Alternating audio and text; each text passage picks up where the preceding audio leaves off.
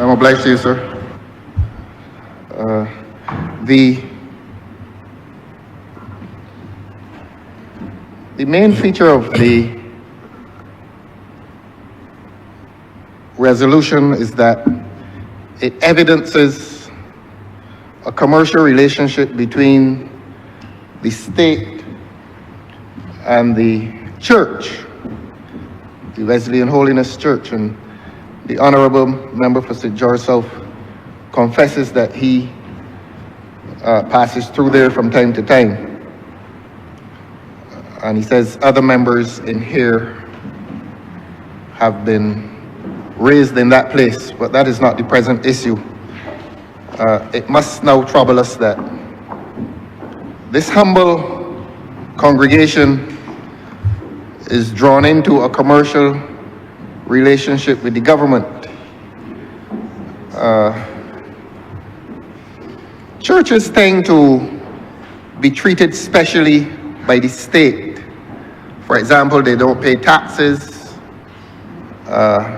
things of that nature, concessions of that nature are normally made to churches. I know that, as we said this morning, the government's preoccupation in relation to concessions relates to people, very wealthy people who own villas.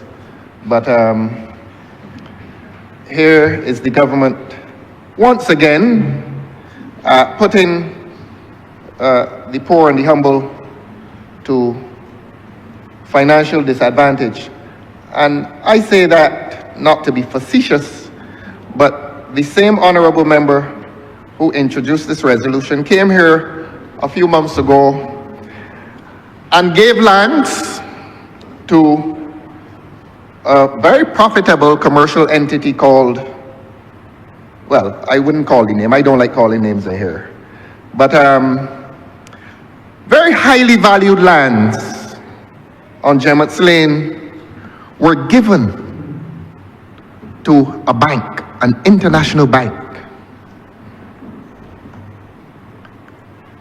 in the amount, I think, of 5 hectares, prime commercial land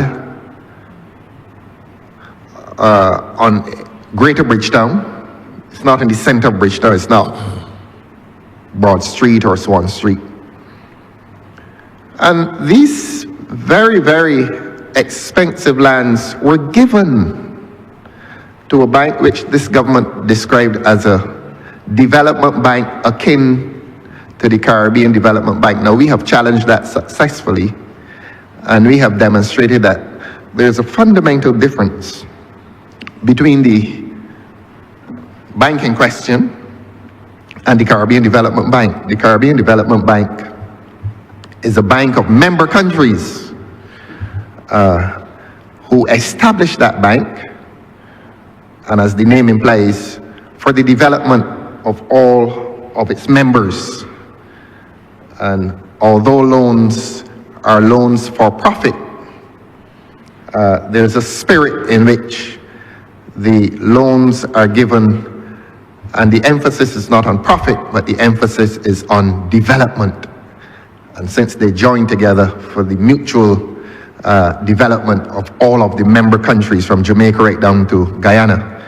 Now, it is a matter of record that some of the countries in the Caribbean refuse to do business with the bank. So that when we begin to speak of the fundamental differences between the bank in question, which was given free land,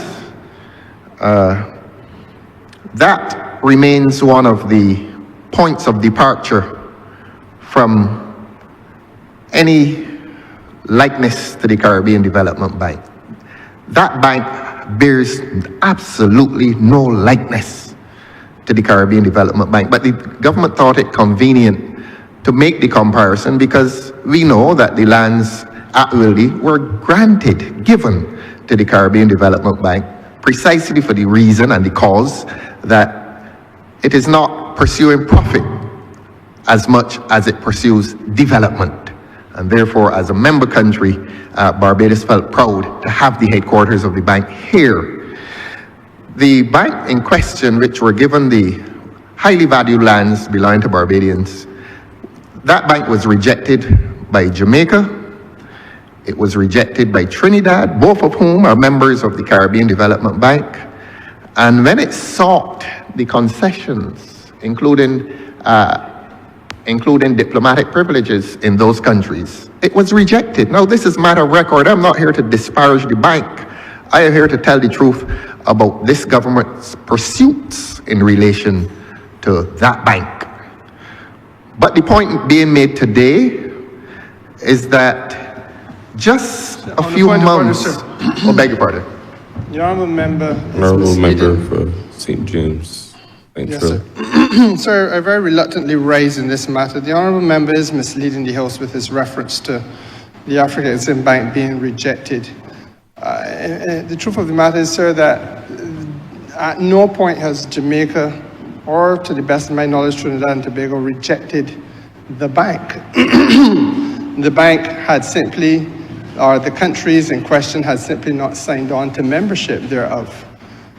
So there was nothing to be rejected.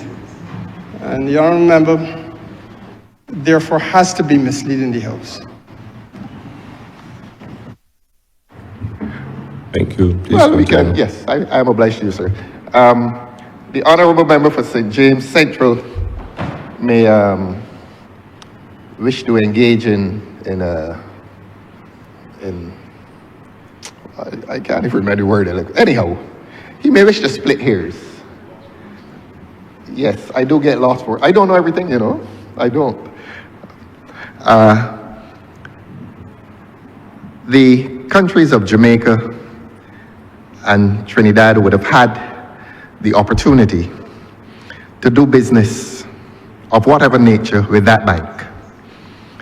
If the honourable member for St. James Central does not like the word rejected, I'm going to ask him to accept the term they declined to do business with the bank of whatever nature. And again, Mr. Speaker, sir, I must write, Mr. Deputy Speaker, sir, on a point of order.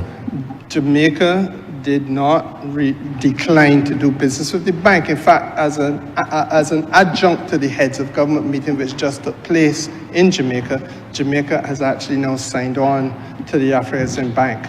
At the time when Barbados would have done that, which Barbados did, sir, Jamaica had not yet signed on. It is a matter of internal administration of the country, not a matter of rejection or declining or anything like that. Sovereign governments must be given the time to do those things they want to do. Knowledge. Good. We're managing to drag information out of the government, and we're obliged that even if the government is not willing to volunteer things, that we can sometimes drag this government into admitting what is the state of affairs that affects this country. And we're grateful to the honourable member for St. James Central that he has now been cajoled into telling the truth about what is going on in relation to this bank. You will notice, sir, that he declined to say anything about Trinidad. And we now invite him to say whether Trinidad was approached by the bank, now that he is in the mood for disclosure, whether Trinidad was invited by the bank to offer diplomatic privileges to the officers of that bank. And he will be quick now to rise to his feet and say whether those advances were made by this bank to the Trinidad government for diplomatic privileges. And he will answer the question, did not the Trinidad government reject, we're back to the word reject, did not the Trinidad government reject these advances by the bank for the diplomatic privileges that this Barbados government has given, because it is not akin to the Caribbean Development Bank. This bank, yes, we're going to Trinidad now. You did very well. The honourable member did very well on Jamaica. Oh, he's on his feet again. The honourable member did very, don't let them interrupt you, sir. But interrupting me, sir. Don't let them disturb you either. The honourable member has been very candid in relation to Jamaica. I am now inviting the honorable member for St. James Central, the honorable Minister of Foreign Affairs for this country, to say whether the bank was rejected and whether the bank's... Leader of the opposition. Beg your pardon, sir? Could you get back to the resolution? Yes, we are the resolution. Yes, that is, yes. Talking about banks all the time, but. Yes. Speak about. Let us take them back to the resolution. Right.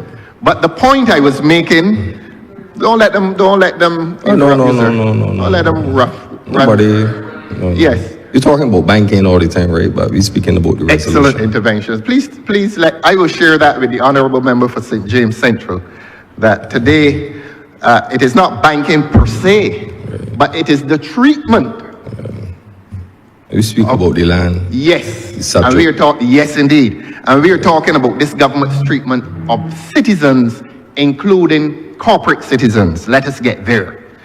And we were making the point originally, before the honorable member for St. James Central took us on an excursion as to what the Jamaica government has done or has not done. We are not interested so much in that, as we are interested in the fact that this Barbados government gave away the lands situate at Gemmett's Lane to a bank, which is not a development bank,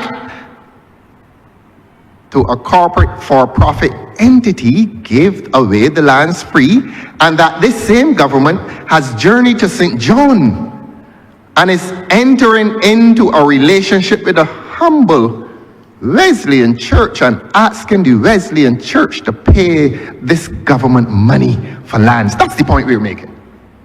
That is the point we are making, sir.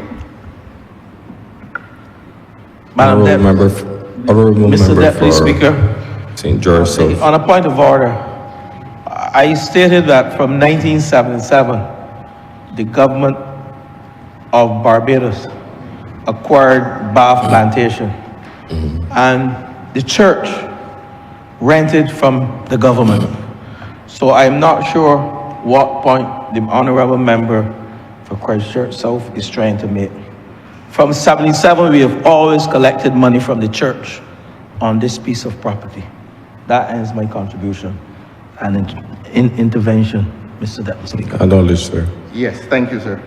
So that the last intervention is an admission that this government, whether it did it in 1977, is neither here nor there. What colors and influences the transaction now is that everybody in this country knows that this is a government that has clearly demonstrated that when it comes to the wealthy, that's the point I'm making, and I made the same point earlier this morning in relation to villas and Airbnb. That you give concessions to villas, but you're taxing the Airbnbs. And you come in this parliament today to further impose taxation in relation to those entities. Whether it's from the host or the guest, it doesn't matter. It's a Just tax. get back on track. Beg your pardon, sir? Please get back on track. Yes, please. let us debate discourse by way of comparative analysis. Don't let them fool you, sir. Nobody's trying to fool me, sir. No, I'm not going to sit here and let them do that to you. Simply because this is your first time there, I'm going to protect you, sir. It's not my first time. Beg your pardon, sir? It's not my first time being here before. Or it's the first time I'm having the pleasure and the honor Yes, please. to Thanks for address the cross. House Yes, please. under your presidency.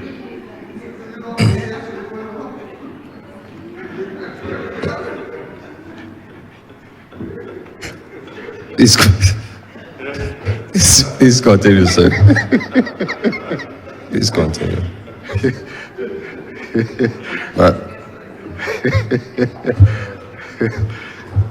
Yes, Please Your stay Honor. on track. Stay on track. Yeah, keep them on track, sir. I want you to stay on track. Just Oh, I'm on track. Just But focus. I want you to keep them on track too. Yeah, for sure. Yes, thank you, sir. Thank you. Thank you. So that the point being made, don't let them distract us. The point being made, and I'm going to say it so that the public hears me, we were making the point that this government is not well disposed towards the humble. Don't mind all the Bible verses. The Bible verses they avoided today, the Bible verse that they avoided today is that the meek shall inherit the earth. Certainly under this government, that it is never intended that that should happen. The meek in this country are merely inheriting a large tax burden. While this government, and they're embarrassed to hear it, and that's why we're getting the interruptions, this government took up some of the most valuable land in Barbados and gave it to a bank, a rich bank. And now they're embarrassed.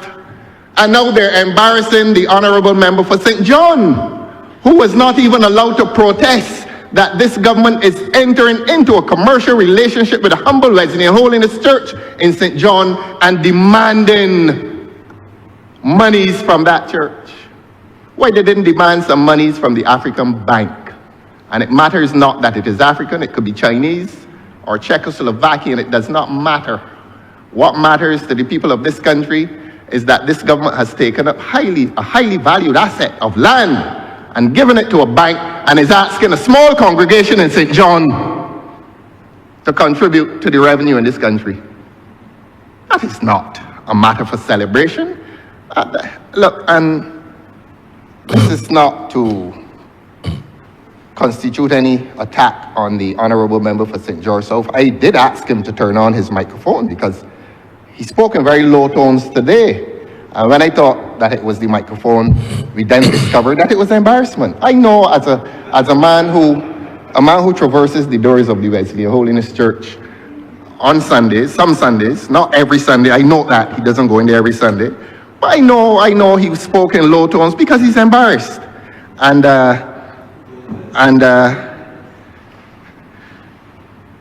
his colleague, the honorable member from St. John, may suffer similar embarrassment because between the two of them, they could not persuade the government to practice financial forgiveness in relation to a humble congregation. So that if they wish to convey, or if they've been sent to convey that the government has done some favor for the Wesleyan Church in St. John, they have not. Because those Wesleyans in St. John, like me, will be asking this government the question, why are you asking us to drop our pennies into the collection plate when you did not ask the bank to drop a purchase price into the acquisition of those lands at Gemmett's Lane? This is 166 square miles. And everything is near to everything else. And those humble congregants of St. John, they may not ask it overtly, but they will wonder. They will wonder at the principle by which this government carries on its business. Why do I have to increase my contributions to the collection plate simply because the government feels that it cannot be generous towards a small church in St. John? And that is the simple question that will be asked. We are not diverging into banking. What we are doing, we are exposing the unequal treatment that this government reserves for corporate citizens of different means. And by now, the people in Barbados well understand how this government is disposed in relation to the wealthy. I said it this morning. Here's the evidence again. When it comes to the wealthy, the government offers protection to give lands at Gemmett's Lane in the sum of 5 hectares free. Not a cent. That is protection. That is financial protection. That is security given to a wealthy corporate entity. And then we read, for I know the plans. This is what I heard from the honorable member for St. George South. Jeremiah 29:11, for I know the plans I have for you, declares the Lord. Plans to prosper you and not to harm you. Now declares the government. This government has adopted Jeremiah 29:11 in its treatment of the bank. And this government has clearly demonstrated its plans for the bank. plans to prosper the bank and not to harm the bank. Oh, how the Wesleyan Holiness Church in St. John wishes that the government would have adapted and invoked Jeremiah 29:1 in relation to them, but no. The bank goes away. Free lands. Boasted a few hours ago that they were going to start construction. What are they starting construction with? Money. If they're starting construction, they can't be broke. They cannot be. But a poor little church in St. John, and this is not to be patronizing, is being asked to spend money, paltry sums, paltry for the government. But the honorable member for St. George South and I know the financial state of our boyhood church, that it is not rich. And every additional imposition against the church, and this church, and we know how the government feels about the church. We heard it a few weeks ago. We know how the government feels about the church. No Barbadian now is in any doubt as to how this government feels about the church. But the point is this: whatever are the sums being demanded, and I'm going to use strong language, whatever are the sums being demanded by treaty, by contract, by resolution in this parliament of the Wesleyan Holiness Church, it is a lot of money for the church. But a big bank gets 5 hectares of land free, and a few hours later is boasting that we are going to start construction soon. You understand what's happening in this country, sir? Barbadians do. You nod your head. You do. No, my head at you, sir, but Oh, I reading see. something, sorry. Oh, my interpretation of the nodding head was, I see. I watch you very closely, sir, when I'm addressing you.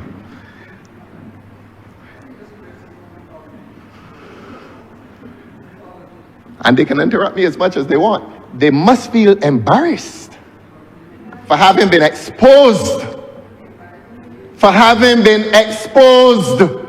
The people of Barbados now know how this government relates to the wealthy and how it relates to the poor. I will make the point again that earlier today, the government came to tax the humble Airbnb people. This afternoon, they're coming to impose a financial burden on a humble church in St. John. And for the life of me, I don't know what the honorable member for St. John can, will, or intends to say when he speaks, because he has to speak. And he has to tell this parliament and the people of this country, he has to tell the people of this parliament and the people of this country what is his opinion as to this transaction in the context of a voluntary conveyance having been given this year to a bank, a for-profit bank. He has to tell, the honorable member would have to tell this parliament whether that behavior of the government is not inconsistent. Again, the principle, your treatment of the wealthy is protective, and it is far different from your treatment of those who are not wealthy. And you will be asked to explain it. Now, I wouldn't put the burden on the honorable member for St. George South to explain it. He brings the resolution here because that is his portfolio. And as I've said on previous occasions, we all understand the situation where the voice is that of Jacob's and the hand is that of Esau's. And somehow, I don't think the voice and the hand reside within the same body. So I normally excuse the honorable member for St. George South. He's placed in a position and he has to do what he has to do. But the government will have to explain to the people why their is mounting evidence as to how this government treats those who are not wealthy. And today, how this government, in one day, Your Honor, in one day, by 2 resolutions brought to this House, by 2 instruments brought to this House, I beg your pardon. One was an amendment to a piece of legislation. The other one is a resolution for the purchase of land. And in both acts by this government in one simple day, the government has displayed a consistency in its unequal treatment of the classes. And that is not to be emotive. The evidence is there. We don't come here to be emotive or to invoke emotive language. We come here to tell the truth, and the evidence is there. So that the point that I was making before the interruption was that by our experience, sir, we know how difficult it is for a church to raise funds. We know that. We do know that. And one would have hoped that this government, which attacked the churches a few weeks ago, one would have hoped that there would have been some repentance. And that the government would have said, look, perhaps we can change our attitude towards the church. And on a matter that is a trifle for the government, but a mountain for the church, give the people the land, just as you gave the bank the land. And they gave the bank a vast stretch of land, free. Snuck in here a night after the budget debate and tried to do it when I was absent, and I was in the yard listening to them, and I came up and challenged it. Well, this time they're doing it in broad daylight. In broad daylight, they are imposing potentially hardship on the church, when the church should be encouraged to pursue its work within the community. According to the admirable language of the Honorable Member for St. George South, he used the terms morality, hope, and compassion.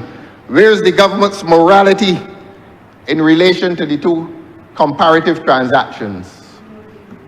Where's the morality? Where's the morality involved in giving away 5 hectares of land to a profitable bank, while you impose on a small church in rural Barbados to pay the government? You can imagine that?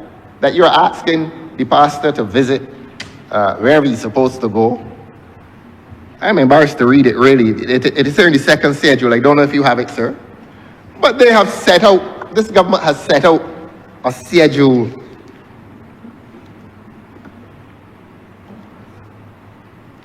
articulating how this little church in the country is supposed to visit the treasury and to pay these amounts over the foreseeable future. Is that fair? Is that right? Is that moral? Does it express hope for this church's future? Is it compassionate? Those are the words of the Honorable Member for St. George South that I reintroduced to him. And nothing about this transaction speaks about a government that is compassionate. Nothing about this transaction speaks to a government, to use their word, that cares. It is just a continuation of this government's treatment of the church by word. When the church was attacked a few weeks ago as having failed to protect the people of this country,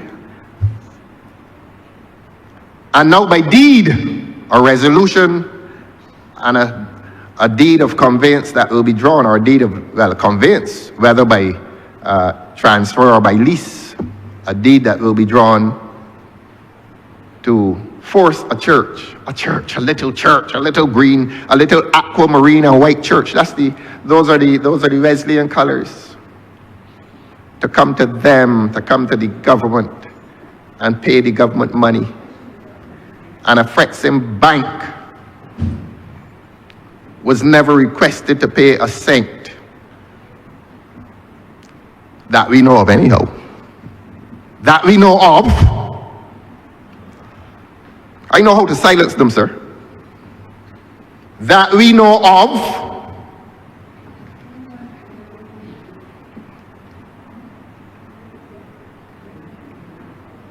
I think I heard the figure $28,000. I was trying to write. But for how long? For how long will this transaction last? Will people grow old and die